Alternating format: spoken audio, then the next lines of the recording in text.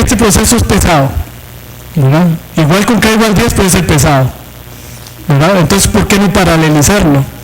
Y dejarle cada uno de esos a un procesador. ¿Ok? Entonces eso es lo que les voy a mostrar rápidamente un poquito en R, cómo se puede hacer.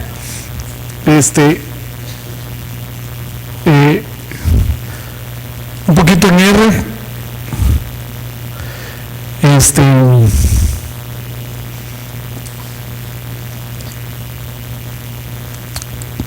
¿Qué hora es? A ver cómo estamos.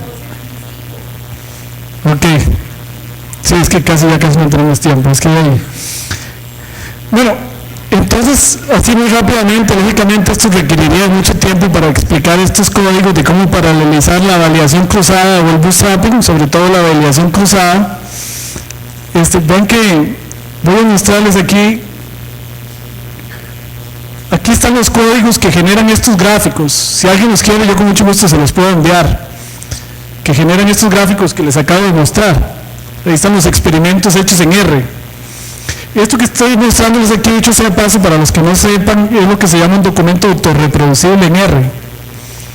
Hay toda una corriente científica que sale también de Stanford que dice que un paper actualmente que no tenga un documento autorreproducible ya no vale, ya no es científicamente aceptable. ¿Por qué? Porque se han encontrado muchos papers que después se descubrieron que eran falsos los resultados. Primer gran defecto. Ahora, si yo pongo el código aquí de los experimentos, cualquiera puede verificar que lo que dice está bien o tal vez esté mal, ¿verdad? Pero puedo verlo. Segundo, si alguno de ustedes quiere seguir trabajando sobre mi trabajo, puede coger el código y seguir adelante.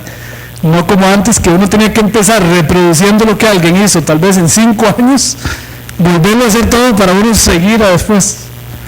Entonces hay una tendencia en investigación que dice, en Stanford ya no se acepta un paper que no tenga asociado un documento autorreproducible que la persona pueda bajar de algún lado, para que uno pueda verificar los experimentos y reproducirlos y usarlos, ¿verdad? Bueno, ahí están los códigos, eso que se llama un documento autorreproducible. Aquí entonces está una validación cruzada hecha sin paralelizar. Vean que lo que yo hago es repetir 10 veces el experimento y aquí hago por ejemplo con KNN 10 veces usando training testing. Ok, bueno, aquí todavía estoy en el código donde comparo las 3 cosas. Aquí está ese código. Ok, entonces ya voy a mostrarles los procesos paralelos. Entonces, vamos a ver, ya se me perdió cómo es.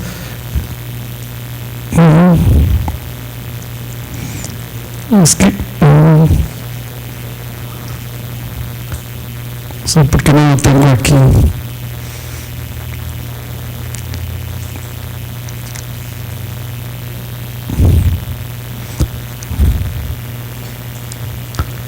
Sí, es que no encuentro, perdón, los procesos. Esto ya lo hemos visto, sí. Ok, no, aquí lo tengo, sí. Entonces, por ejemplo, validación cruzada usando K grupos. Entonces aquí, por ejemplo, vean, les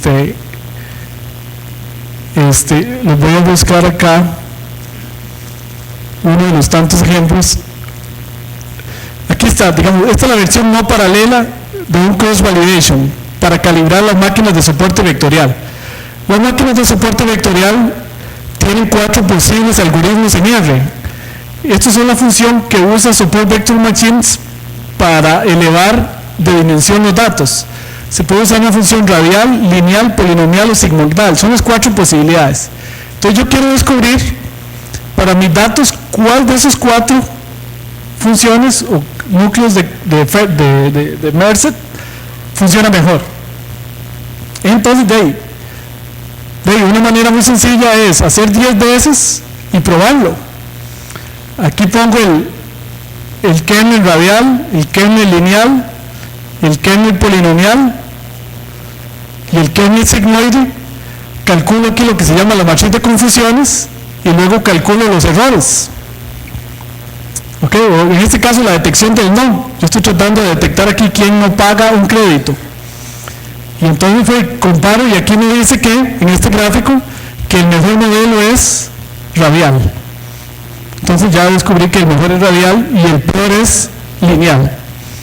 Ahora, evidentemente este proceso de correr 10 veces, con 5 grupos, con 10 grupos, es evidentemente muy pesado, si tengo muchos datos. Entonces, ¿cómo paralelizo a ese proceso?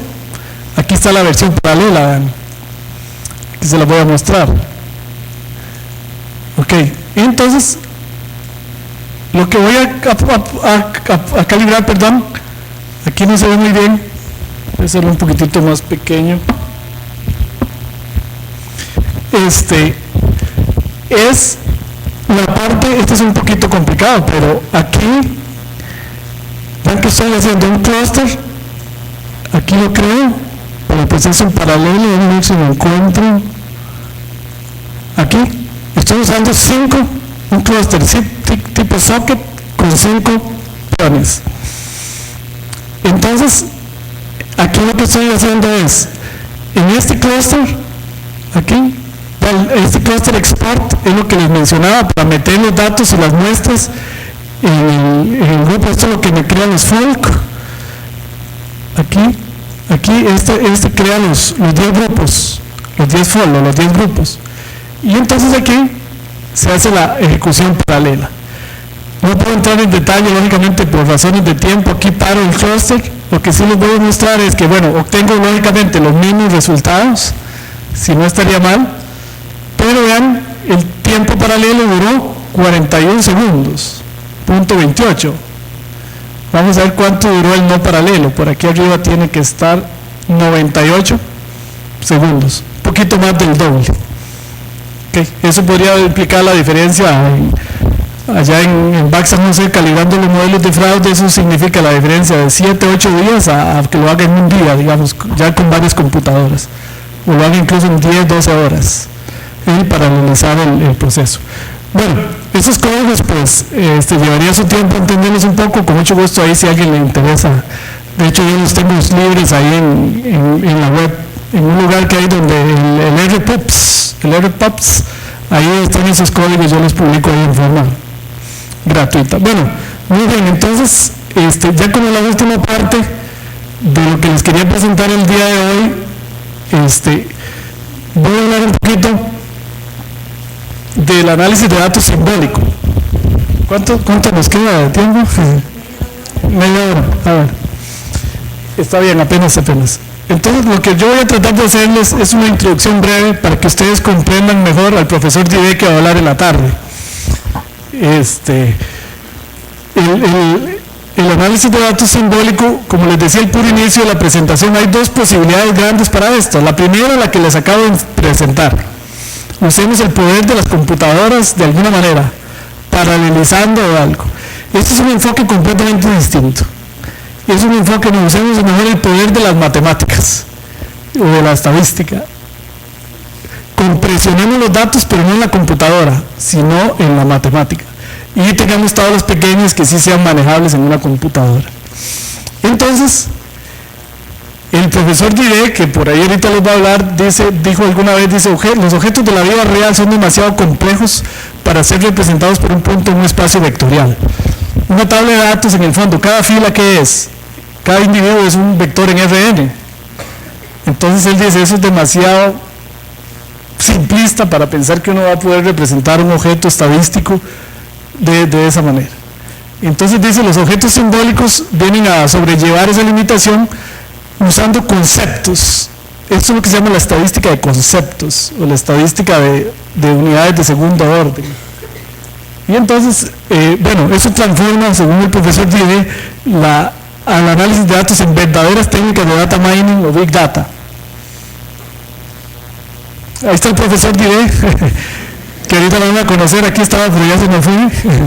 Hace como 12 años, allá en Pisa, Italia, tuve el honor de que él fue mi tutor en el trabajo doctoral. Ya está muy bien. Bueno, entonces, pero sigue igual, vale que no está, porque no deja de hablar de matemáticas en todo momento. Se lo lleva en el carro a pasear y solo hablando de teoremas. Uno le dice, qué lindo aquella montaña. No, pero hablemos de estadística. Bueno, una tabla de datos clásica, no, verán que es interesante. El profesor Didek, cuando yo estudiaba allá en Francia, los seminarios doctorales, que eran los jueves, y él empezaba a darnos explicaciones a sus 7 o 8 estudiantes, siempre tenía 7 o hasta 10 estudiantes doctorales. Llegaban las 10, 11 de la noche y no se iba, y obviamente uno no se podía ir, ¿verdad? Hasta que llegaba la esposa a buscarlo. Sí, gracias Diosito, porque no se iba, o sea, no logra controlar el tiempo. Por ahí anda la esposa también. Bueno, en el análisis de datos clásico, sí, allá anda, sí. Muy buena gente, sí, muy bella persona. Y es psiquiatra. Bueno, entonces en el análisis de datos clásico, pues uno tiene números, ¿verdad? Y en el fondo, una fila es un vector de Rn. Por más que esto sea math, mean, physics, etc., es un número, ¿verdad? Entonces, en el análisis simbólico, no vamos a tener números en las casillas de la matriz, sino vamos a tener, por ejemplo, aquí un intervalo, una distribución de probabilidad, conjuntos, reglas o cosas más complejas. En general, aquí vamos a tener objetos simbólicos, datos complejos. Entonces, nuestras unidades de estudio son cosas mucho más complicadas, ¿verdad? Entonces ven que aquí ya viene un problema matemático de fondo difícil. ¿Cómo se le calcula la inversa a esa matriz? ¿Cómo se suma? ¿Cómo se multiplica? ¿Cómo se le calcula la media a esta cosa? ¿Verdad? Entonces hay que rehacer básicamente el álgebra, ¿verdad? Okay, ahora, ¿dónde salen esas matrices tan raras? ¿Tiene algún sentido? Existen, no es que no existe una sola. De la siguiente idea. Bien, la idea es tratar con conceptos y sumarizar. Por ejemplo, en el problema de detección, por ejemplo, de lavado de dinero o de fraudes en tarjetas de crédito, yo tengo todas las transacciones de clientes. Por ejemplo, aquí el cliente 1000, el cliente 1001 y el cliente 1002. Esas son cada una de sus transacciones. Pero para el tema de fraude, no interesa tanto cada transacción atómica, histórica, ya no interesa tanto, interesa la nueva.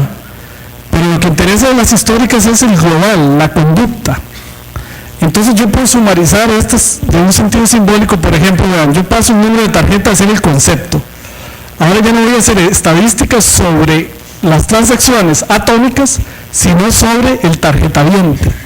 Bueno, entonces ahora tengo un concepto, una unidad estadística de segundo orden, que es en este caso el tarjetaviente, el dueño de la tarjeta. Y entonces, ¿cómo se resume este tarjetaviente 1000? Yo voy a la base de datos y me doy cuenta que esto que se llama causal, sea lo que sea, la mitad fueron 36 y la mitad fueron 39. Entonces lo resumo con una distribución de probabilidad. La sucursal que él usó, 50% Curridabat, 50% Grecia, una distribución de probabilidad. El monto mínimo fue 2.400 y el máximo fue 2.500. Y este salario viene de otra tabla de datos, que es una, por ejemplo, en el problema de fraude de tarjetas es importante saber el salario de la persona. Y eso hace lógica una transacción de $5,000 o no en una persona. O sea, hay personas que $5,000 es cualquier cosilla y para nosotros es mucho. Entonces depende, ¿verdad? Entonces ven que ahora tengo en cada fila un objeto simbólico, una unidad estadística de segundo orden, donde las casillas son distribuciones de probabilidad, intervalos y un número. ¿Okay? Entonces ahora, yo quiero hacer un análisis de esta tabla de datos y no esta. ¿Cuál es la ventaja? Esta tabla tiene millones de datos. ¿Cuántas transacciones habrán de tarjetas de crédito, por ejemplo, en Bax en un día? Tal vez se acerque al millón, ¿verdad? O más, ¿verdad? Mientras que ¿cuántos tarjetavientes tiene Bax San José? No sé, tal vez 100,000, 150,000, tal vez 80,000. Entonces es una tabla de un tamaño fijo que sí es manejable perfectamente en una computadora. ¿Ok? Otros ejemplos de transformación de tablas clásicas a tablas simbólicas, por ejemplo, ven aquí, estos son las escuelas allá en Francia y el tipo de educación, el pueblo, el número de estudiantes, la clase y el nivel. Voy a escoger como concepto, en este caso la unidad estadística que me interesa es por provincia, digamos. Entonces, mis objetos nuevos van a ser París, Lyon y Toulouse. Entonces, ¿cómo voy a resumir el número de estudiantes con un intervalo? Entonces, por ejemplo, en París ven el mínimo 820 y el máximo es 450. Simplemente un barrido de la tabla. La educación en París, 100% pública. El nivel, un conjunto, 1 y 3. Así, por ejemplo, en Toulouse, el número de estudiantes varía entre 210 y 290. Y la educación, 50% pública y 50% privada. Entonces, ahora no tengo miles, tal vez millones de registros aquí. No son miles porque son escuelas, pero ahora lo que tengo son, no sé cuántas provincias tiene Francia, que se me hizo Michael, usted sabe, ¿no? Si es muy fácil, no sabemos, no sé cuántas, pero ahora son la cantidad de provincias que tiene Francia, o estado. Son regiones, sí, son regiones. Bueno, también yo puedo pegar conceptos. Por ejemplo, aquí tengo una tabla clásica donde está John. Por ejemplo, John aparece muchas veces, pero en cada mes tiene muchas transacciones. Entonces yo puedo sumarizarla así: John en enero, John en febrero, y hacer un concepto que es la persona, pero ya no su transacción atómica, sino cuál fue su conducta en un mes, por ejemplo, su conducta mensual. Esto ya es una unidad estadística diferente. Bueno, en general el proceso es así. Está la base de datos relacional, yo construyo tablas, de ahí decido cuál va a ser mi concepto o mi unidad estadística de segundo orden, y a partir de ahí, usando algún programa, que hay varios, ahorita más adelante les cuento, transformo esa tabla en una tabla simbólica. Y ahora aquí es donde aplico estadística, no aquí. ¿Okay? Ventaja, esta tabla puede ser infinitamente grande, esta es una tabla mucho más manejable para efectos computacionales. Generalmente estas tablas ya sí las maneja cualquier computadora. Ok, este es un ejemplo real de reducción de una tabla que tenía 15 gigabytes a pasar a tener solo 10.3 megabytes. Entonces ahora proceso esta y no esta. Y aquí está lo que me interesa. O sea, lo demás no interesaba en el estudio. ¿Okay?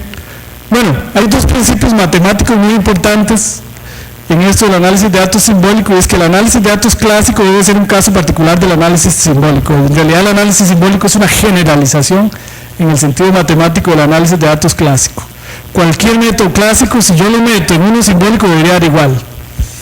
También la entrada y la salida de un análisis de datos simbólico debe ser simbólica. Es decir, hay un principio que dice que si yo tengo imprecisión o datos difusos en la entrada, debería tenerlos también en la salida.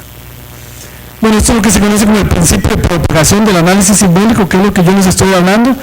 La salida de un análisis simbólico debe ser simbólico. ¿Para qué? Para poderle aplicar otro método. Igual que en el análisis clásico. Muchas veces yo a la salida de un análisis en componentes principales le puedo aplicar un clustering. Toda esa es la idea, ¿verdad? Que se pueda continuar o propagar el análisis. Bueno, ahí está la definición matemática de objeto simbólico. Esa mejor la dejo que la explique el profesor Diver. Si no lo explico es capaz que se da cuenta que no lo entiendo. Me retira el título. Entonces, porque ya es bien enredado, pero él ahorita en la tarde le va a entrar a eso, sin duda.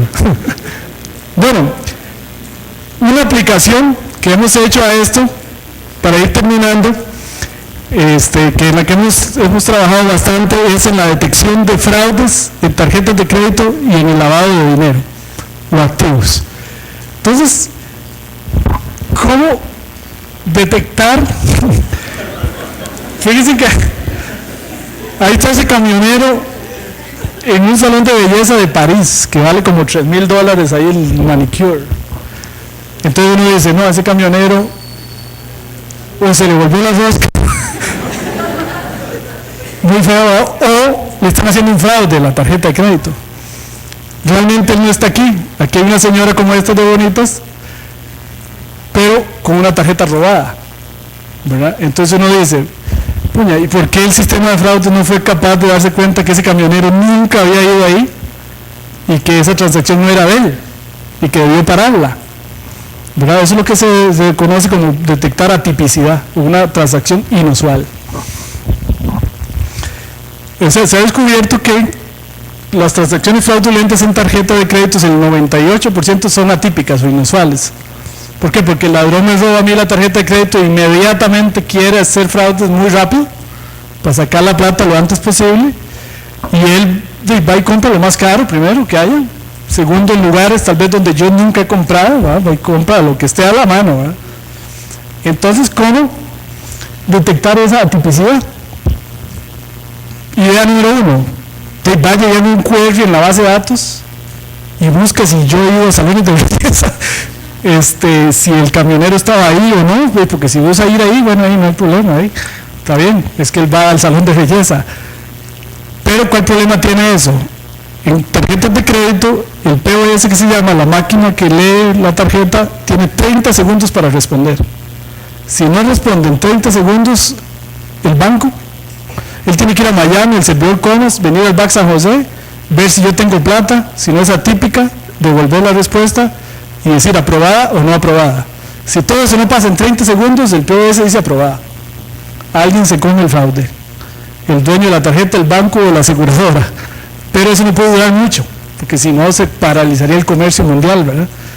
Entonces, en 30 segundos. Entonces, ese query de ir a buscar si el camionero va a los salones de belleza, obviamente no va a durar 30 segundos. Eso dura demasiado en las semejantes bases de datos. Entonces, ahí surge la idea. Bueno, usemos el perfil simbólico, el ADN del cliente. Y el ADN lo podemos resumir en un vector simbólico, aquí está, con distribuciones de probabilidad. Esta es la distribución de los países que el camionero visita, el promedio de sus compras, la desviación estándar. MCC es el comercio, los comercios que más visita, la hora en que más transa, el código país es el código país del banco más bien, y algunas otras variables, pero esto me puede resumir cuál es su conducta. ¿Cómo construyo ese vector simbólico? Hago un barrido en la base de datos y me lo construye, pero ese barrido dura mucho, sí, pero no importa, porque ese se hace en tiempo batch, se hace en muchos servidores, no se hace cuando él está transando, sino ya está construido, ya está precalculado. Entonces, cuando llega una transacción nueva, ¿qué es lo que se hace? Este es el perfil simbólico, que en cierta manera resume, no como una media, como parece ser ahí, ¿no? Pero de una manera mucho más científica, las conductas del cliente. Cuando llega una transacción nueva, yo calculo la distancia de esta nueva al vector simbólico. Si es menor que la máxima histórica, pasa, es típica, ya he hecho eso antes. Si es mayor, es atípica, entonces lance una alerta.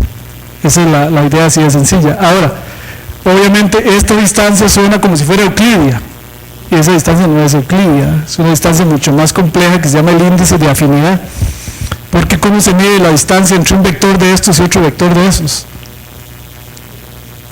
Es mucho más complejo, no es una distancia euclidia sencilla, pero bueno, lo ilustramos así para que sea más intuitivo.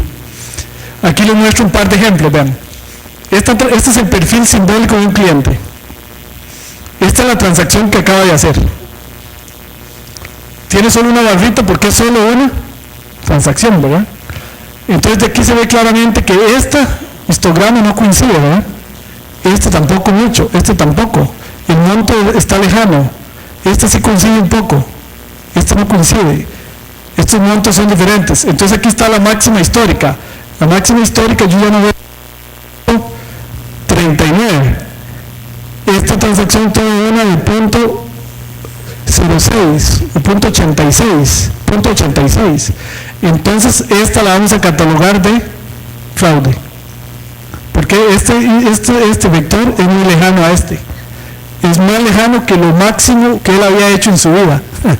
O sea, se aleja más de la cosa más rara que había hecho en su vida. Por lo tanto, esta típica de ese cliente, por lo tanto tiene una probabilidad muy alta de ser fraude. Alerta. Que los sistemas de fraude lo que hacen es mandar alertas a un departamento de gente que está viendo. Yo supongo que a ustedes alguna vez en la vida los han llamado, ¿no? Sobre todo son clientes de BAC, o les han mandado un correo, un mensaje de texto, preguntándoles si esa transacción de verdad la hicieron ustedes. BAC manda correos constantemente para estar alertando de las que ellos ven más sospechosas. Porque la tarjeta no se puede cortar a puertas, ¿verdad? Porque es fatal, ¿verdad? Ojalá que usted esté en otro país haciendo compras y de pronto lo dejen sin tarjeta. No es muy buena idea. Esta otra, en cambio, vean que este coincide este coincide bastante, este también. Entonces ven que la distancia es 0.50 y la máxima histórica era 0.89, es menor. Esta es una transacción típica. Okay. Ahora, ¿por qué eso? La ventaja es que esto ya está calculado, está almacenado. Es facilísimo ir a buscar, porque tiene que buscar en una tabla de datos donde solo hay 100.000 datos, digamos, si tenía 100.000 clientes el back. Y este cálculo lo hace en menos de 18 milésimas de segundo, esa distancia. Entonces responde en un tiempo adecuado si la transacción es cercana o no al perfil de compra del cliente. Esa es la técnica. También la hemos usado en los años en el back para detectar lavado de dinero. El lavado de dinero, en el lavado de dinero hay algo que se le conoce como el pitufeo.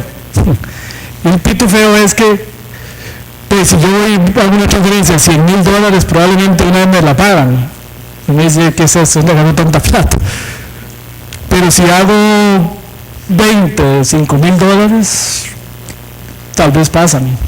Entonces la gente abre un montón de cuentas corrientes, cuentas de ahorros, tarjetas de crédito.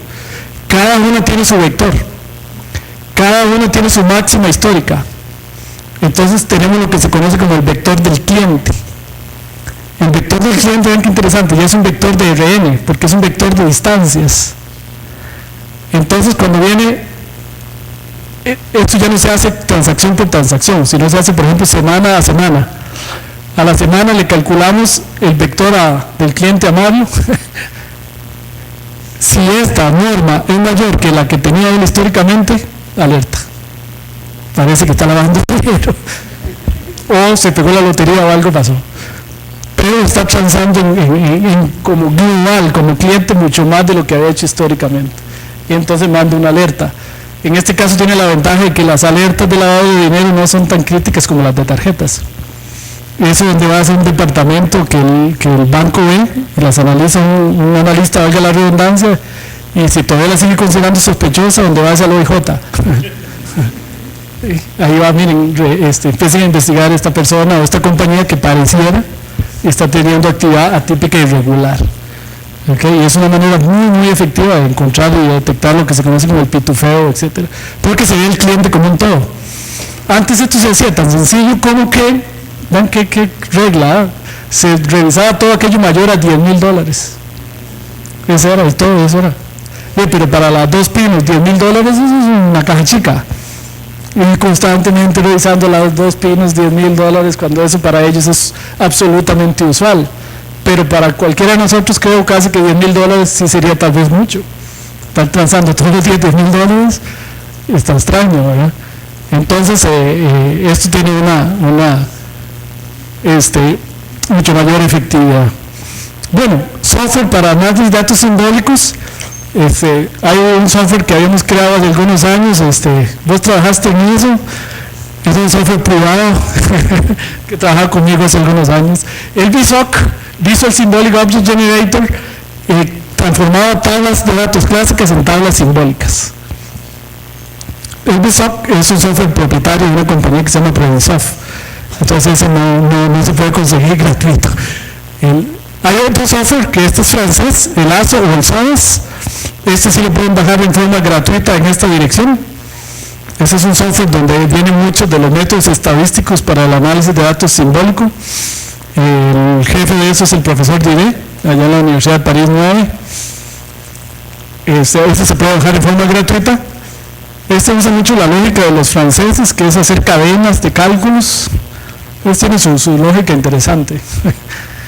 Esto es lo que se llama una pirámide simbólica. Una pirámide es una generalización de un árbol jerárquico. Un árbol jerárquico versión simbólica, no tenemos tiempo para detallar, pero eso es parte de eso. Estas son las tablas simbólicas que ese sistema maneja, una pirámide. Hay un paquete que se llama el ASDA. Este es un paquete en R, que viene de R, Symbolic Data Analysis en R. Este sí se puede bajar en forma gratuita en internet. El creador de este sistema es este servidor y el que le da mantenimiento junto con un par de estudiantes que tengo, que me ayudan a estar dando mantenimiento. Este sí lo pueden bajar en forma gratuita del CRAN. Ok, un par de libros para que estudien el tema del profesor Dide y la profesora Vilar, que es de la Universidad de Georgia. Este es el mejor libro que hay, yo pienso, Symbolic Data Analysis, Estadística de Conceptos y Minería de Datos. Está este que es un poco más viejo, del profesor Bock, Han Bock, que es un alemán, y el profesor Dide, que es Analysis of Symbolic Data. Este es como el 2003, una cosa así, y este es mucho más reciente. Entonces esos son dos libros muy importantes e interesantes que pueden consultar. Okay, no sé cómo estamos de tiempo ahí. Faltan 5. No, nada más para terminar entonces. Nada más para terminar, mostrarles que, así súper rápidamente, qué se ha hecho en el análisis de datos simbólico. Nada más sin explicarles en detalle, pero por ejemplo en análisis de datos simbólicos para matrices de tipo intervalos ya se ha hecho el análisis en componentes principales. Si los datos son de tipo intervalo, los puntos no son puntos, son hipercubos. Entonces, ¿cómo se proyecta un hipercubo? Entonces un hipercubo, una idea es proyectar todas las esquinas y encontrar el rectángulo de proyección. Esto es la proyección de un hipercubo. No, porque este es el individuo, es un hipercubo, ya no es un punto. Entonces, ¿cómo se proyecta en el plano principal? Bueno, así, proyectando cada esquina. Esa es una técnica, pero esa es muy cara, porque proyectar todas las esquinas podría ser demasiado grande. Pero bueno, esa es una idea. Tenemos otra idea, que esto es un análisis en componentes principales para datos de tipo intervalo.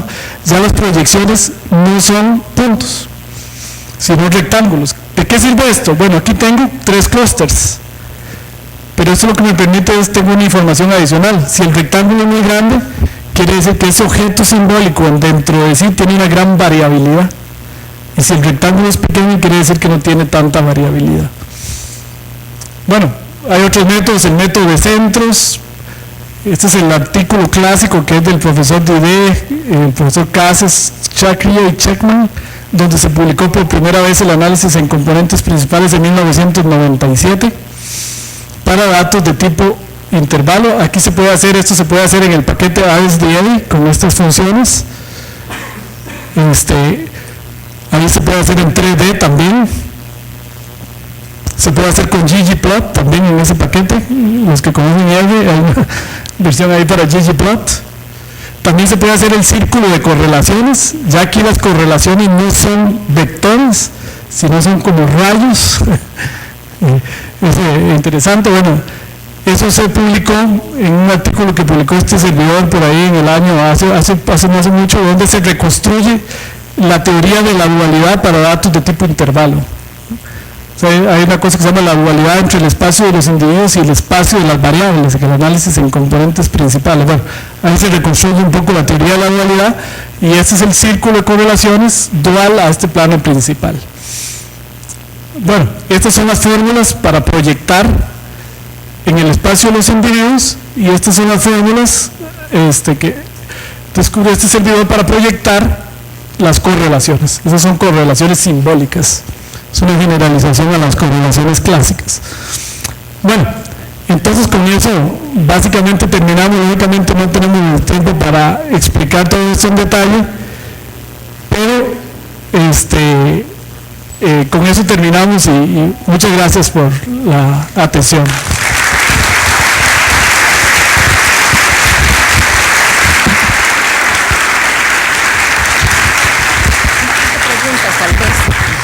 Tenemos unos minutitos para tal vez un par de preguntas para Oldemar. ¿Alguna pregunta? ¿Qué pasa si el estafador, en el problema de fraudes o lavado de dinero, está haciendo operaciones en distintas entidades financieras?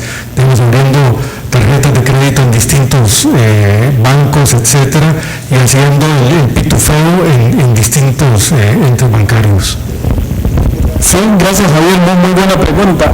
Sí, eso, por ejemplo, en BAC, somos el grupo Aval, que es en el que yo trabajo en esto, sí se hace lo que es todo el grupo Aval. El grupo Aval es desde BAC Bogotá en Colombia, hasta BAC, que hay BAC San José, BAC Panamá, hasta BAC Guatemala y BAC México. En México se llama un poquito diferente. Ahí sí se hace ese control, Javier. pero entre bancos no.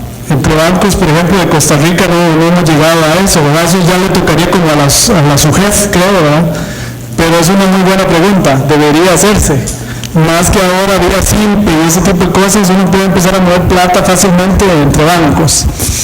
Sí, el Banco Central les puedo decir que controla eso dentro de sus mismos bancos, porque incluso tiene bancos en Islas Caimán, en BVI y todo eso, y esos son ciertos paraísos fiscales que se usan para mover platas entre países. Entonces, de hecho, el BAC tiene mucho más riesgo de lavado que el Banco Nacional, porque a través de BAC uno puede hacer transferencias internacionales con relativa facilidad, lo cual es muy bueno desde el punto de vista de las empresas, pero también introduce el riesgo, y si se hace eso, Javier, internamente, ya interbancos, algún día tal vez se llegue a hacer, debería hacerse incluso globalmente, ¿verdad? En el mundo.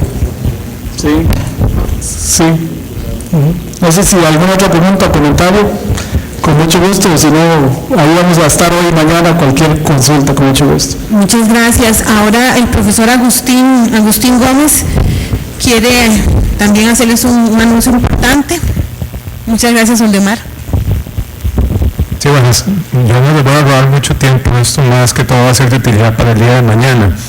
El profesor Derek Woods me pidió el favor de ver la posibilidad de aquellos que tengan cuenta en Twitter puedan hacer uso de esa herramienta durante el día de hoy y el día de mañana para postear ya sea mensajes, eventos, noticias o comentarios de lo que está sucediendo en este evento.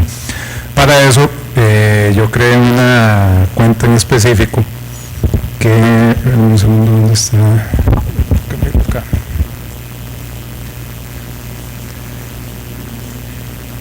Que se llama Escuela de Big Data. Entonces, mediante el hashtag Escuela Big Data, ustedes pueden empezar a socializar, poner sus comentarios, información y demás. El día de mañana van a hacer una demostración en vivo de todos los tweets que se estén recolectando mediante este hashtag para que ustedes vean el uso y digamos, lo interesante de la herramienta para poder sacar estadísticas. Si ustedes no cuentan con Twitter o no tienen, digamos, la cuenta, los insto también a abrirla, digamos, y por lo menos interactuar de esta forma mediante este seminario también para empezar a que vean ustedes cómo se puede recolectar estadística desde una actividad para después formar y tomar decisiones.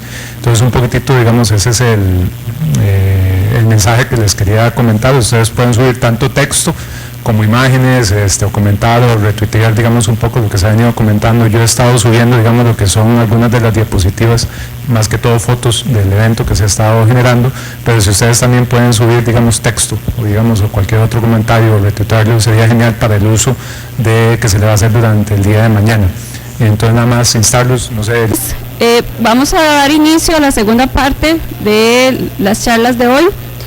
El segundo bloque se titula Análisis de datos simbólicos para Big Data y estructuras complejas de datos, pensando según la clase de las ciencias de los datos. La charla va a estar a cargo del doctor Edwin Diday, doctor en matemáticas aplicadas, obtuvo su bachillerato, maestría y doctorados en la Universidad de París 6. La maestría la obtuvo en 1965 y los doctorados en 1968 y 1972. Es autor y coautor de 5 libros, ha publicado 53 artículos, ha participado en 104 conferencias, ha escrito un total de 11 capítulos en libros, hay un libro publicado en su honor, ha sido director de 55 diserciones doctorales, obtuvo el premio Montoy de la Academia Francesa de Ciencias en 1988. Don Edwin Diday es el padre del análisis de los datos simbólicos, o SDA por sus siglas en inglés. Yes. First, thank you for the invitation and for this great place where much people are here, so I'm happy.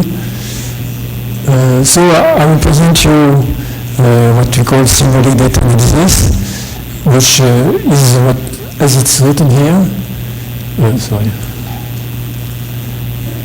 it is a tool for inside data science, and the same is extraction knowledge from data, considered as a science by itself. This is called data science. What we can say is that just our domain is done by considering classes of given population to be units instead of standard statistical units. And as the domain is an answer to the science of complex data and big data.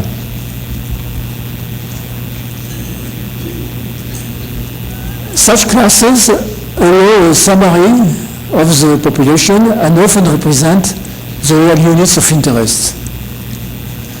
In order to take care of the variability,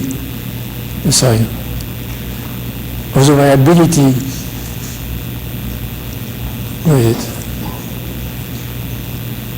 No, the other side. Oh, what happened?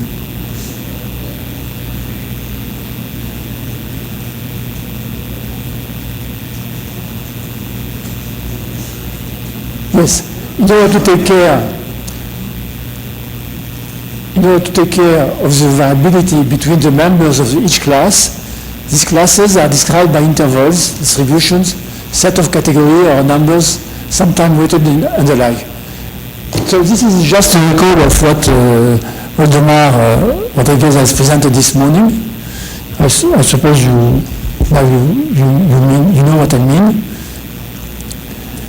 This is an example of a symbolic data table where the row are classes, described classes, by height, gap, and radius, and other variables.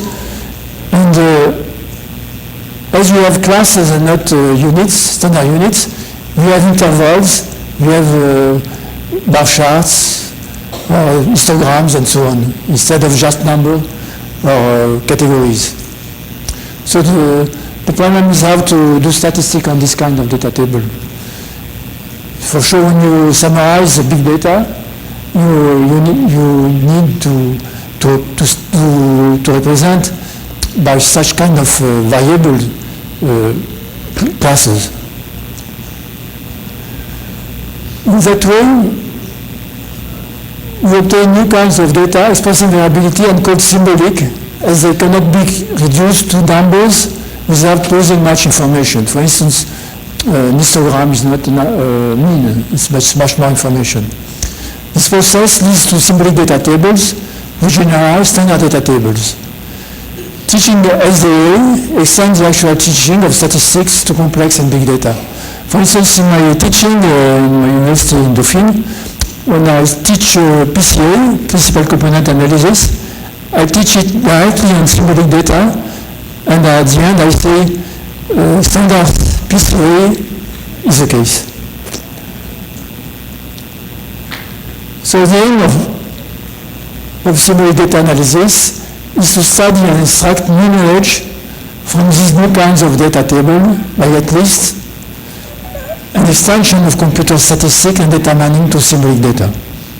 But also there are other extensions to be done, for instance, in a database language, having SQL language for such kind of symbolic data. So now the outline will be the following. Building symbolic data from standard or complex data. How to build them, how to build symbolic data. Because in fact, I will repeat it several times, symbolic data are not given. You have to build them. You can find books, for instance, in medical books, some books on biology where they describe species. Data are directly symbolic. But because species, they don't say that a species of such kind of tree has 2 meters of height.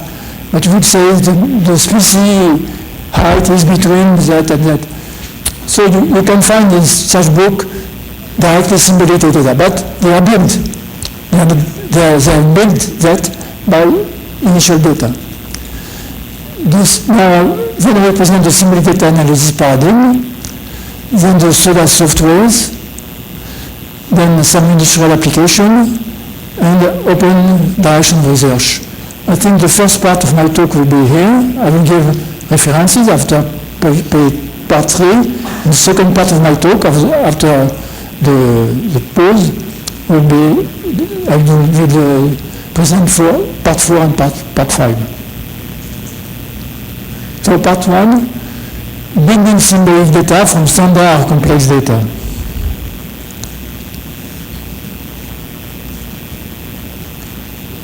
So what is standard? I speak about complex data, but at least we have to speak the same language. So first, what is standard data? So standard data is just you have, for instance, players, and you describe them by age, height, weight, nationality, club, team, and so on. So I don't say that you have to put such kind of standard data to garbage, but I see I have some experience in initial data. Initial people less and less give you such kind of data. More and more you have big data, more and more you have complex data. So what we call complex data? Complex data are the contrary. Yes, the challenge is going from such standard data tables to initial data tables called complex or big data. So what are complex data? Complex data are any data which cannot be considered as a standard statistical units cross standard variables data table. Example, the individuals are towers of a nuclear power plant described by observation, cracks, and with crack variables, observation corrosion position, with corrosion description, variable corrosion description, observation vertices of a grid, variable gap depression from the ground. So you can see that you have here the units are towers, and the variables and cracks, the units for the variable of cracks are the cracks. So you have not the same number of cracks than the number of corrosion. And the variables are very different in these three cases. But the question was, find correlations between corrosion and crack variables, or gap depression. With standard statistics, this is not possible because you have not the same unit. The only common unit is the towers. So, in this case, we have such kind of data, more precisely. These are now towers of the nuclear power plant. I suppose you have not in Costa Rica. No, not yet. Maybe never. And so we have to take care very much from these towers. But unfortunately, we have such kind of cracks. So tower 1 has cracks, all these cracks, and these variables. Corrosion also, positive corrosion, and these variables of corrosion. You see the number of cracks are not the same number of corrosion. There is no link between these two tables. So how to calculate the correlation here between these corrosion variables and these crack variables? Here you have tower N, crack variables, corrosion variables. So this is a very kind of complex data. Another example is in official statistics. The objects are regions described by table 1, observations, hospitals. This is a survey on hospitals. So it varies their size, patient numbers, and so on. But the units are hospitals in this region, for this first table. Here the units are schools, described by variable schools, number of pupils, and so on. The third table is inhabitants, variable socio-demographic variables, and so on. The only common units are regions, but all these things have not possible to compare them because you have not the same unit. And the question is the same, find correlation between, for instance, unemployed people and school variables. and our school or hospital variables.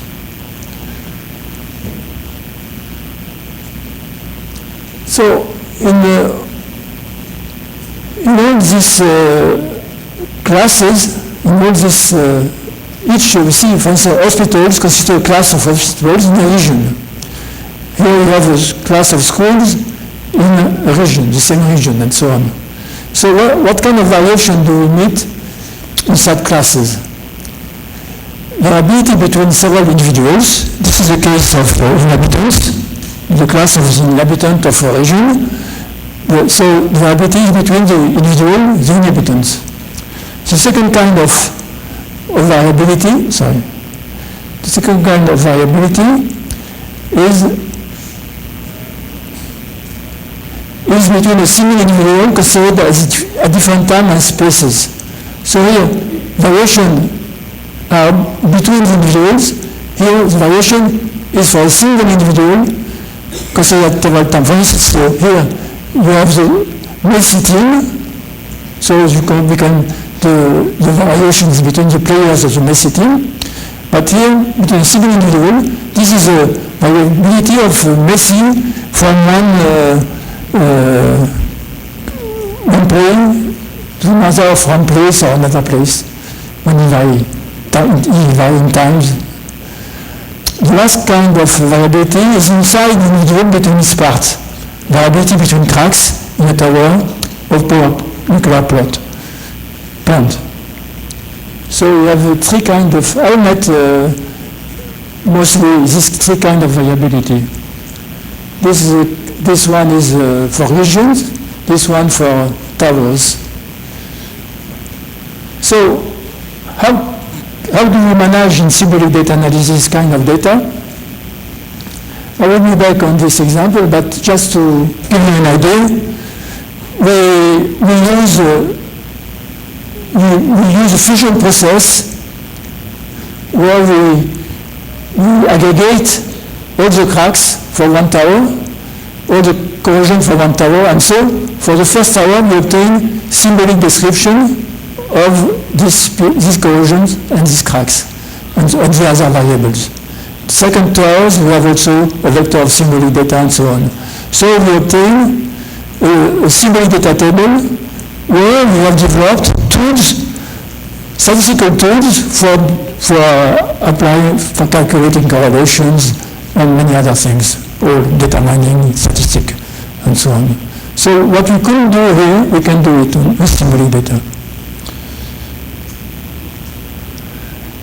While considering the classes of individuals as new individuals, two reasons. To work on the good units, towers, region, teams. If you are interested by regions and not by inhabitants, so your units are regions. If you are interested by the towers and not by the cracks, your units are towers.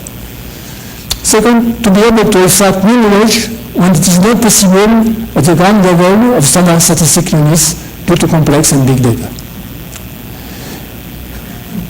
Example of good units classes. If you wish to know what makes a player win, so you take the data where the units are players. But if you want to know what makes a team wins, here you are at the level of class. A team is a class of players. So the units are not the teams. So the teams can be considered as new individuals of higher level described by symbolic variables taking care of the variability of the individuals inside each class. Now, from standard data table to symbolic data table, we have at the beginning, if you want to formalize mathematically the question, the problem, you can see that players, here if you have a standard data table describing football players, here, Messi is here, and so we have here variables. Each variable can be considered as a random variable whose values are, for instance, in case of age number, or in case of nationality, a category. So we have random variables whose values are numbers or categories here, standard data table. But here, in the symbolic data table describing teams, Here we have the symbolic data in each cell, bar chart, age of the MESI team. So we have here a weight interval, here age histogram, weight of the players interval. This age histogram of age of the team, CI, nationality bar chart of the team, CI. There are more Spanish people than others, for instance. And so, in fact, when we say that we have a random variable here whose value are distributions. But in fact, the distribution which is here, the histogram which is here, represent another random variable. It is represent the histogram associated to a random variable. So here we have a random variable of value, a random variable represented by an histogram. So we have at the level a random variable, in fact. So symbolic data express variability inside classes of individuals. For instance, this is a kind of here's a variation of weight, nationality, constant the players of each team. Therefore, each cell can contain a number, an interval, a sequence of categorical values, a sequence of weighted values as a bar chart or distribution. These new kind of variables are called symbolic because they are not purely numerical in order to express the internal variation inside each class. So I think Omar has explained that. So what is the actual failure which has produced the SDR, the symbolic data analysis paradigm? The failure is that in the actual practice, only the standard statistical units kind of observation is considered. Even classes are transformed in that way by using means.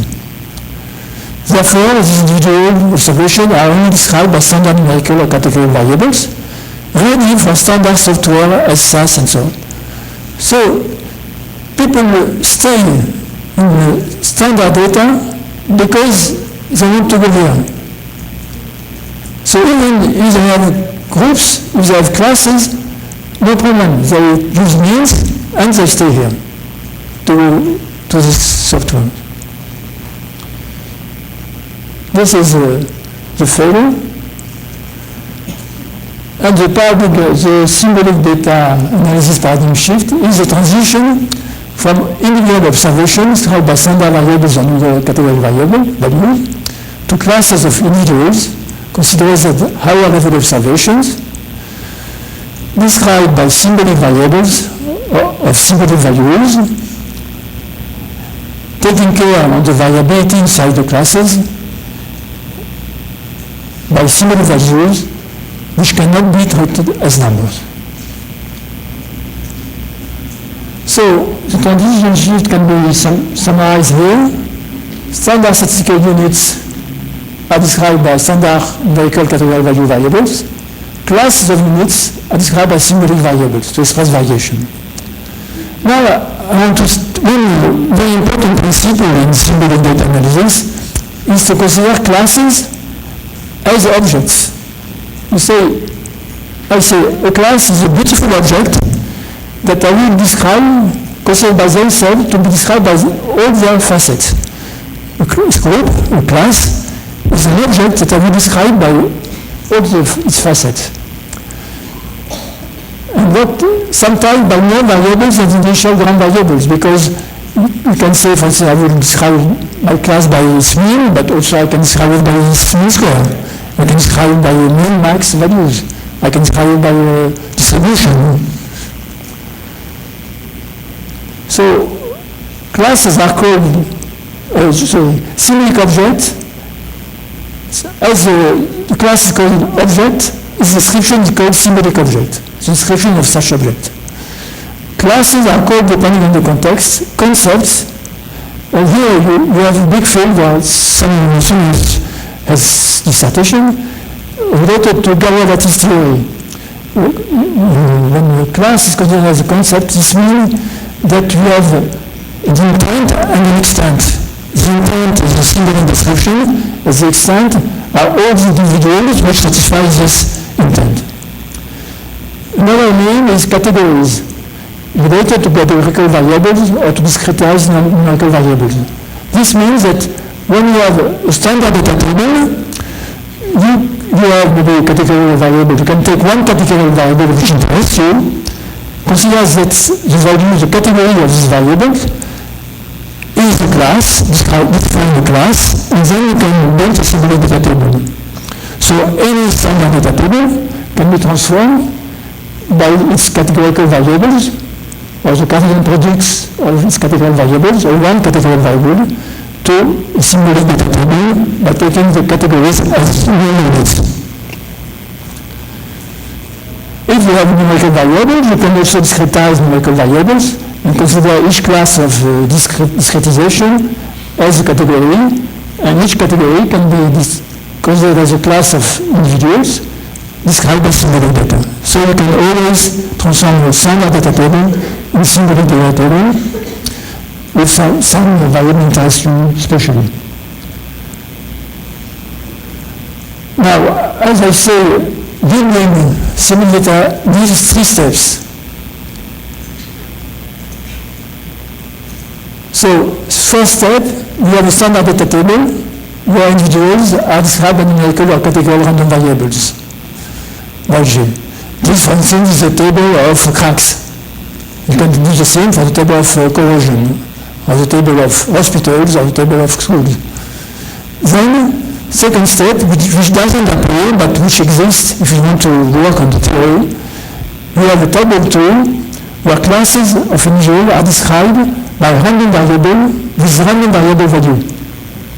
So in this step, you have a second table where in each cell you have Yij, I for the row, J for the column, Yij, this is a random variable itself.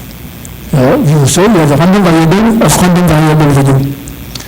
And then the third step, we have a symbolic data table, table 3, where the random variable value are represented by probability distribution, histogram, bar chart, percentile, interval, min-max, interquartile interval, percent, set of number of category, function as time series, and so on.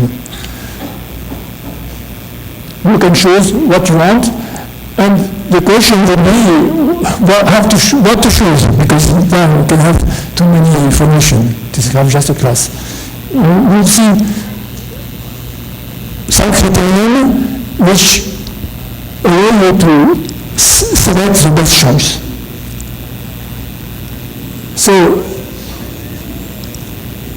this is a symbolic data table, which is a result of the random variable for random variable value. So, I repeat, standard variables are numerical, as income, profit, categorical variable, as countries, stock exchange, places, and so on, value. Single variable value are interval, bar chart, histogram distribution, and so on. Now, what kind of symbolic variables we can have? There are many. Here I present 10 of them, but you can maybe have other. For instance, so I have taken only the example of players of football teams. And you can see that you can have 10 kinds of symbolic variables. First, we have here single variables of numerical value. So this means that in a symbolic data table, you can have standard variables, no problem, because the standard variable can describe also symbolic class groups, for instance, the mean. You can have also in a symbolic data table categorical variables. You can have symbolic interval value variables, the interval of age of a team player. You can have also multi-value values, list of team players' age. You can have a list of categories, list of team players' nationalities.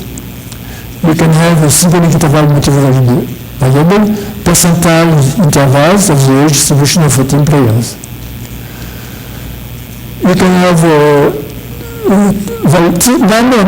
number of total numbers, team expenses, time series, or quantile function of the age distribution. So time series is a number this value variable.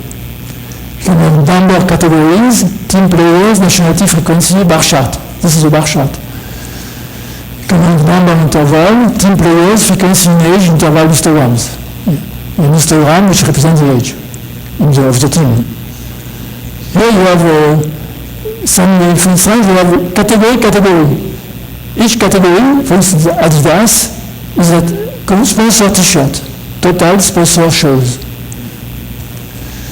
So you have symbolic category interval, list for the variable, list of the team, players, min-max, age of each nationality.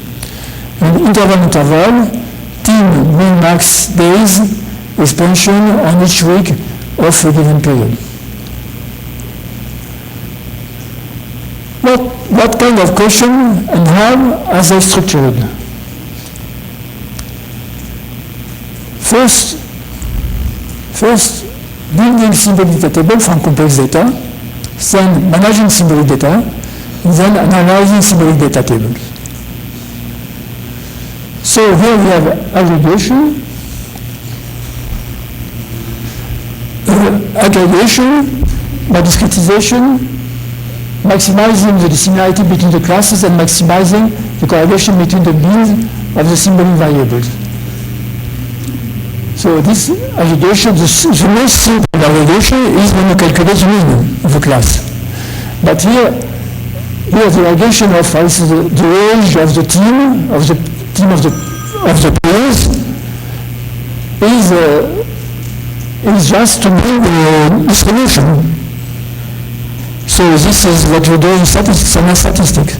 You have the age of the population, and you look if the mean or low, based on low, you calculate the mean and the variance, the mean square, you estimate, and so you have done your aggregation. But this is for one cell of the symbolic data table.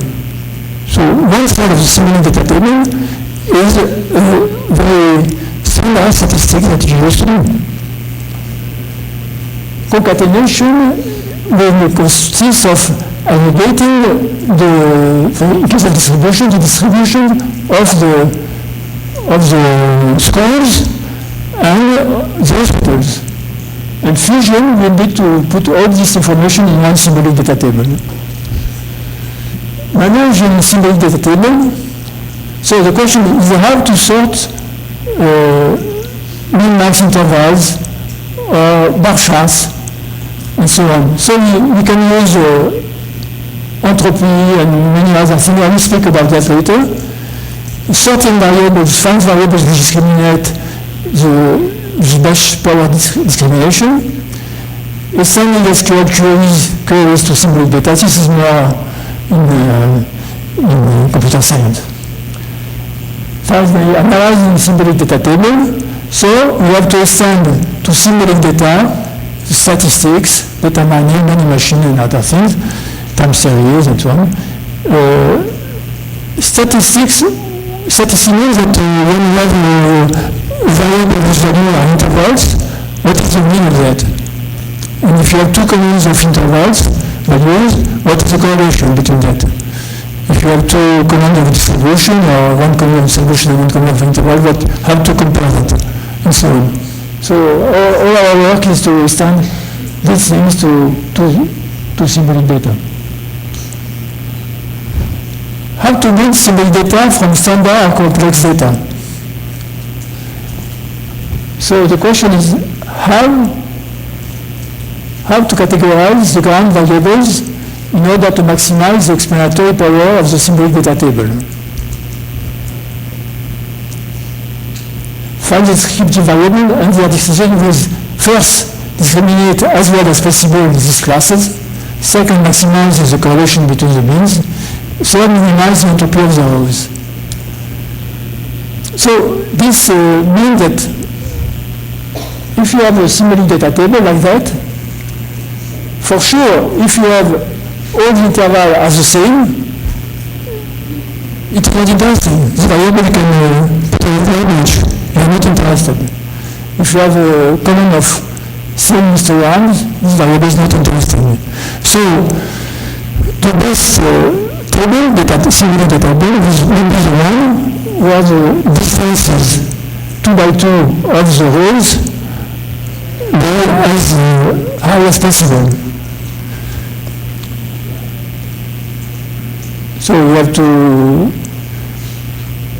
maximize the distance between the rows.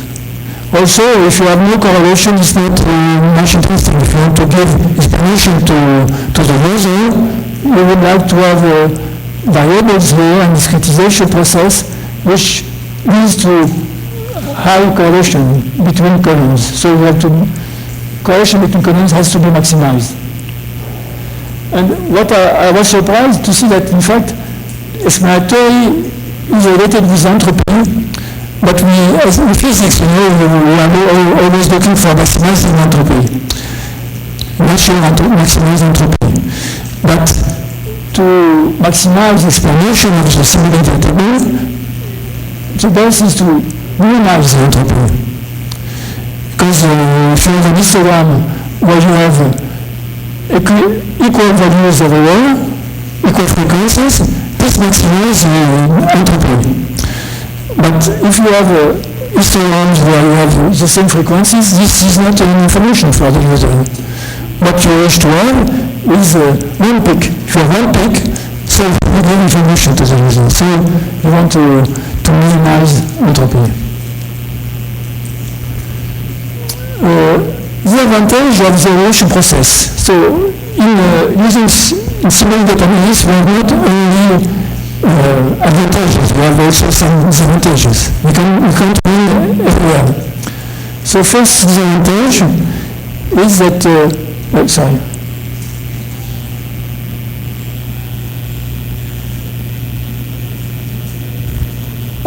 this. No, this one. So the loss of correlation, when you aggregate two variables, you lose the correlation between these two variables. For instance, if I aggregate the age and the weight of the player of a team, for sure the correlation between the age and the weight will be lost. Because I have two distributions, I lose the correlation. So, how to answer to this question? First, it is easy. Adding correlation is possible at the class level. If you have the Bessie team, for instance, you can put the distribution of the weight, distribution of the age, and also you can write, you have a column which explains the correlation between the age and the team for this team. It's easy to calculate that and to add it in the simulated data table. Also, the second answer is, in case of complex data, correlation has no meaning, as units are different. So, sometimes you can't say that you lose correlation, but because it doesn't exist. So, you have no problem in this case. The second disadvantage is that of the evaluation process is the loss of the ground statistical units. When I aggregate first and then analyze. When you aggregate the age, you calculate the law of the age of the Messi team, you lose the people of the team. You have just the law, but not the units. So, what is the answer? One possibility, some people who are doing that, you can analyze first, increasing sample in each class, anti-conversion, and then aggregate. For instance, you take in each class a sample, you do a PCA on these samples, and you increase the samples until the PCA converge. And then when you have the convergence, the PCA, principal component analysis of the data, and then you can, on this PCA, you can aggregate and have the simulated data. Second answer is that often the ground statistical units are not known. For instance, in field statistics, they give you the statistics of the regions for each variable, but you have not the survey, the initial survey of the people. some advantages of symbolic data. First,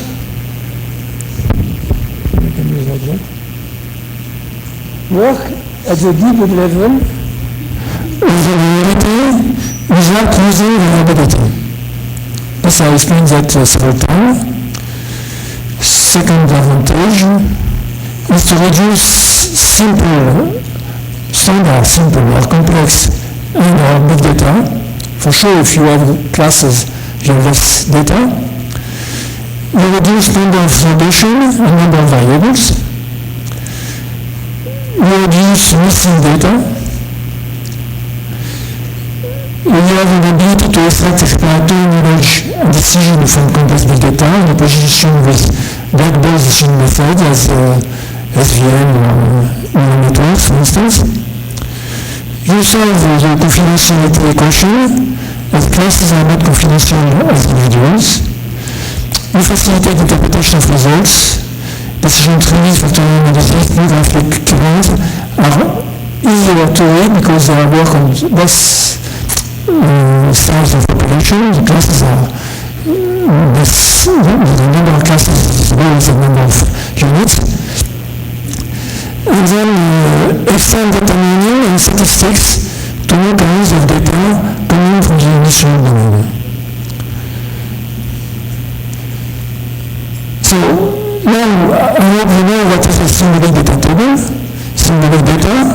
Now this part concerns the analysis of such data. So since the beginning, many methods has been developed. In fact, maybe all the one has explained that we had a big, in 2000, we had a big European agreement, and there was 15 teams of Europe working on developing symbolic data analysis.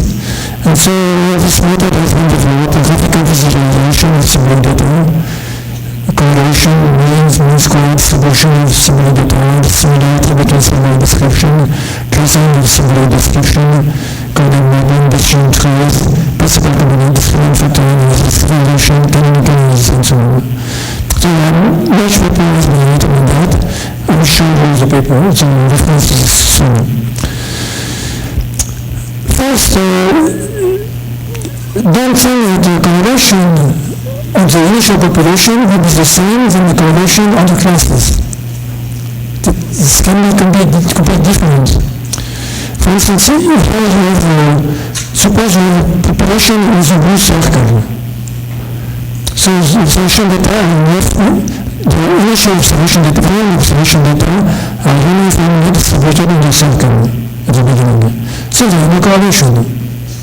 But so no correlation between the different initial observation. But if you do classes, if you have classes, these classes, it's rectangles, different classes. It is the mean of each class. So we have a correlation. This straight line shows that there is a correlation between a correlation appears between the two variables for the samples of the given partition in 4 classes. So by doing the classes, you have another statistics. You're not looking for the same statistic as the one on the individuals. It is something new. There is another universe.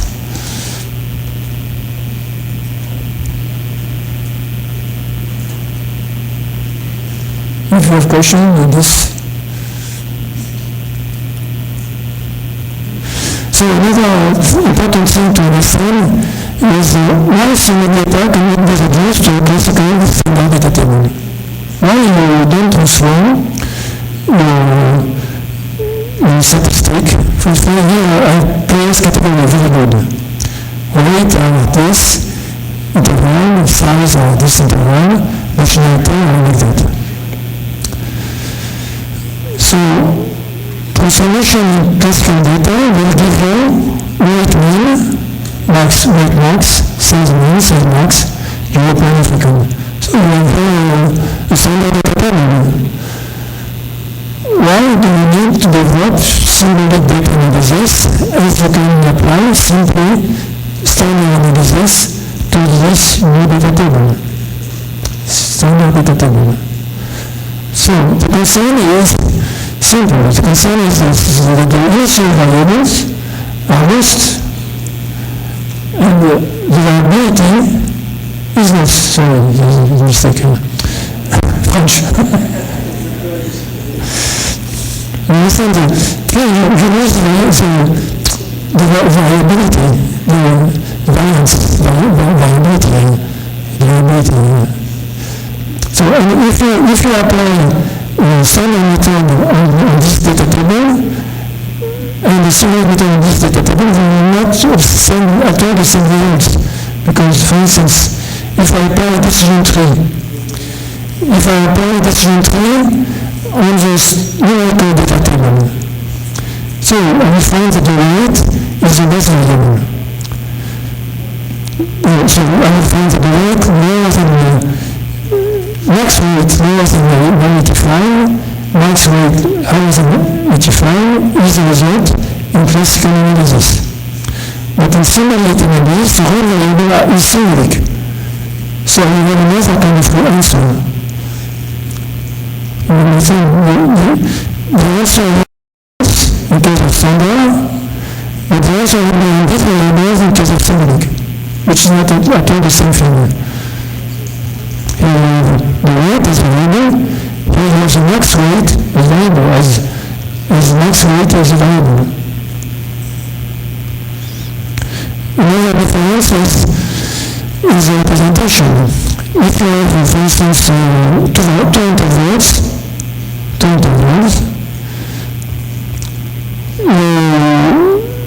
you have a point here in the numerical representation will be a point in 4 dimensions. So I will be a point here in 4 dimensions. A1, A2, B1, B2 are axes, and this is just a point. But in the symbolic variables, you have an interval. So you have rectangles. Each interval is here. So you get rectangles. So here you represent the variability. Here you lose it. So the numerical representation loses information, loses variability. And for example, if you do a PCR of interval data, the units, materials, for instance, will be variable by rectangles. So you have variability. You represent variability. For instance, we have Fisher data, and we made 30 clusters on Fisher data. So each one here is a class, image of 30, and we can represent each class, the frequency of the species. So we have one species is completely separate here, and we have some mixture between two species that can represent. This is the symbolic data. PCA gives you directly this kind of information. This is not done by hand. This is an automatic output of the programs. You can also calculate the correlation between circle of correlation is a PCA, but on the base with symbolic variables, but you can also represent the symbolic variables themselves in the hypercube. So it's another kind of representation in which if you have 10 beans, 10 categories for each symbolic variable, and you have 10 variables, you have 100 beans. But if you have 100 variables in the numerical point of view. But in the symbolic point of view, we have just 10 variables. So, now I want to present you basic books and papers on symbolic data analysis. There is a first book which is a result of work on 15 teams. We are just book and data editor. We have chapters also in the book, but there are other people with chapters in the book. Aldemar, maybe, a chapter. So another book, Beyond There, and another book in 2008, Wiley and Springer. We have recent reviews that you can find easily, number 2,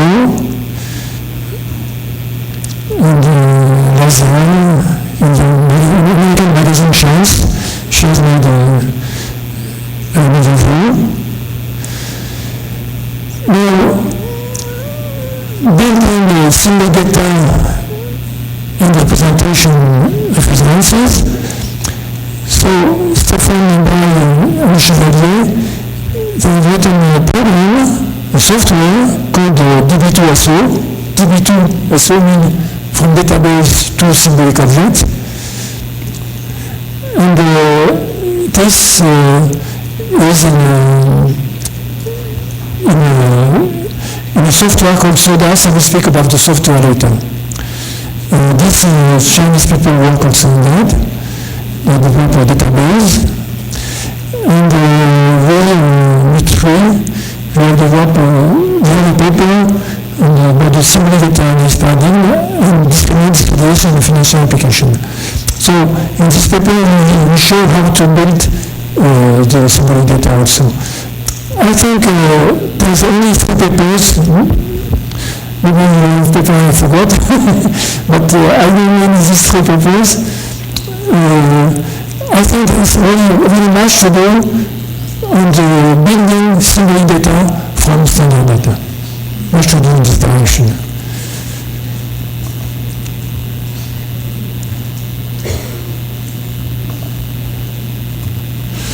So, in principle, comparative analysis is much papers. I will not give you all the details. In symbolic forecasting, maybe Aaron is here. I heard that Aaron is teaching here. No. Okay. In Spain, they have developed Spain and Chinese is about work on this thing. Symbolic order function. With the extension of the a priori algorithm, the new a priori algorithm in data mining, extension of a priori to symbolic data. For instance, if you study marketing, you study products, and you have each product, you have its price and when it has been bought, and so on. This is one thing, but we are interested in the customers. So each customer is a class of buying. So we have to send a priori to customers and not just to acts. In symbolic data analysis 3, we have Champagne from McGill University, he's not here.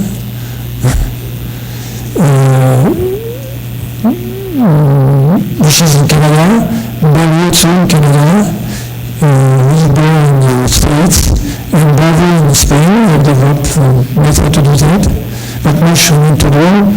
In clustering, Carvalho, which is Brazilian, me and Chinese people, Italian people has worked on that. In multi-dimensional scanning, Holland people, Dutch people has worked on that, and Japanese people. In self-organized mapping, and French people has worked. In dissimilarity, Americans, Italians has worked on that. In regression, canonical analysis, similar to symbolic data, Portuguese, Gauthier and Colin, Italians people, French people, Brazilian people, and Chinese people as well on that. And maybe before I stop, we can start, have time to start the software. So,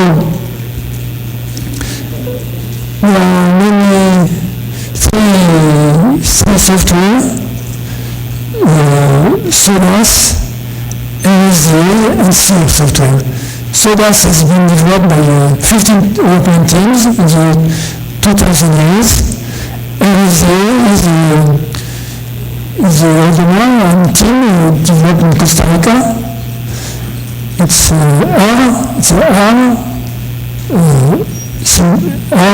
simulate analysis software, and C is a professional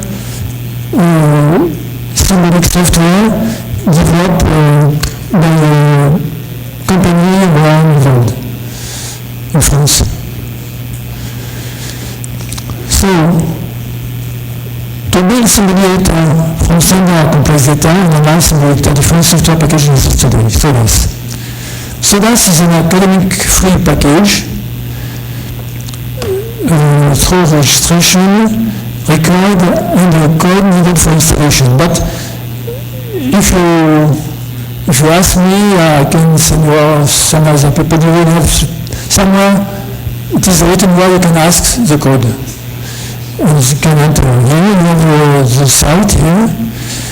And also you can have, this site is interesting not only because there's a software, but it is very interesting for students because in this software you can find 100 examples of standard databases, and the transformation in symbolic data and the results done by students. So you have databases where you have the level of individuals and level of classes, and how to build the symbolic data always explained.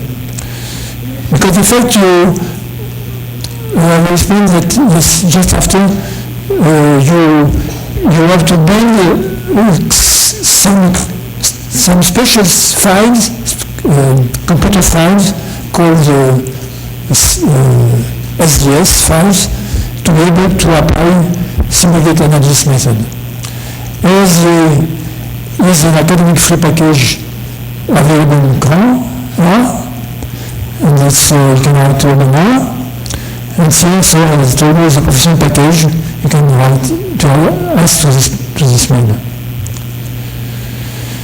So the SODAS for software gives many results. For instance, Conan map concept, Conan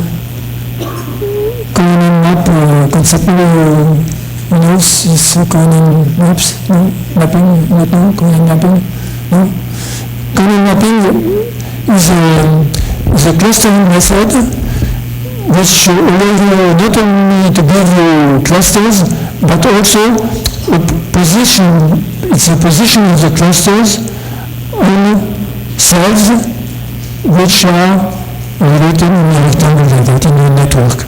You have not only the clusters, but also a network of the clusters.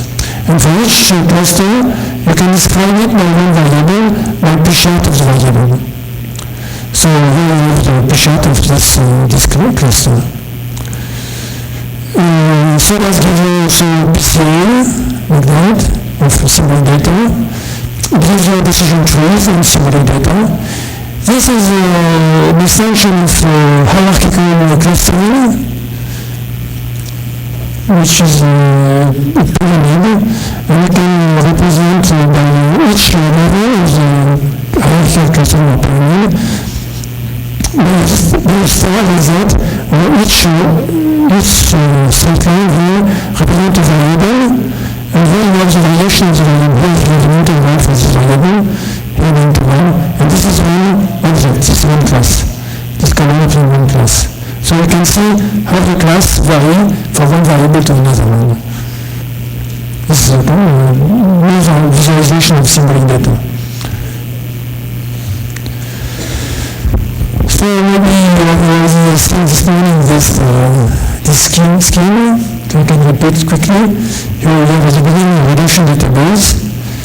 Do you have a query where you obtain at the end of the query individuals here, the classes, so you know which the same each individual in each class. Here you can have several times the same class. Here you have the other variables. And then you build a symbolic data table by the software, or maybe also the other softwares. And so you have, from this big relational database where you have complex data for sure, you have Newtonian similar data. So you have here each column is a single variable. Each one here is a cluster, is a class group. Well, here you have individuals here. But here the system DB2SO, database from database to symbolic objects, you obtain a symbolic data table. Well, here you have the units are classes. Before here the units was individuals. So each cell contains symbolic data. And each row is a class description. So each row here is a symbolic object, which represents the object which is here.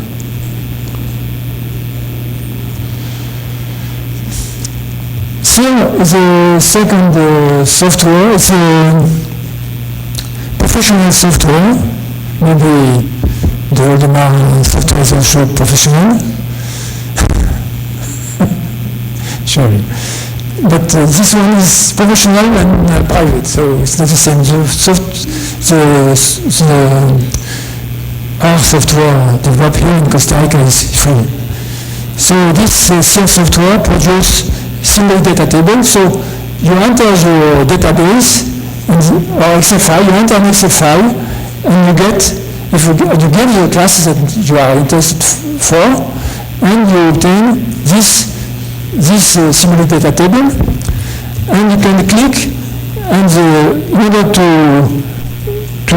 sort the columns, and you have the best column at left side, which means what are the best columns? The best columns are such that the distribution are very different here. If you have a column where the distribution are the same, like here, this is a bad variable. So the system not only gives you the symbolic data table, but gives you also the best variable. And here, this row represents the variability of each category of this histogram. So you can see more you have variability, better is the variable. Another thing that you can do with this on this symbolic data table, you can also sort the rows. Here, first you can sort the variables, but you can also sort the rows. For instance, you say, I want to sort the rows by the frequency of such category, or the union of such categories. You can also represent a PCA by representing P-charts in the PCA and the histogram associated for a given variable. You have also decision trees and many other results also. So I repeat, you have sorting rows by mean max intervals or frequency or backshot is possible. Sorting variable by discriminant power of the concept is also possible. Now maybe you can stop here because I start. No, you want to stop at 3 o'clock? Okay, I can continue, no problem. Yes, okay. The break is at 3:15. 3:15, okay, I will continue. So, before I go to initial application, maybe you can ask me a question on this first part, if something you have not understood.